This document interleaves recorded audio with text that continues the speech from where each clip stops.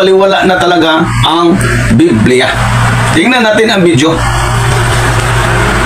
Labis na nag-aalala ang kaanak, lalo na ang ina ng sakristang babae na umano'y ginahasa ng isang pari sa Lanao del Norte. Ayon kay Eling Milita Reyes, madalas tulala ang kanyang anak at nagkukulong lamang sa kwarto. Na trauma, hindi po magpagsalita.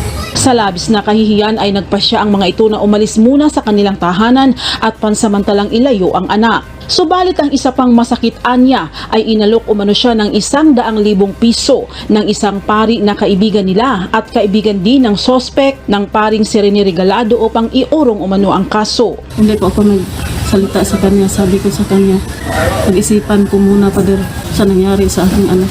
Kinumpirma naman ng hepe ng Lalam Municipal Police Station na may nag-alok nga ng pera sa kaanak ng biktima. Daghan ko na dungog, na nag-offer everyday daw, gataas ang offer. Muna ko na dungog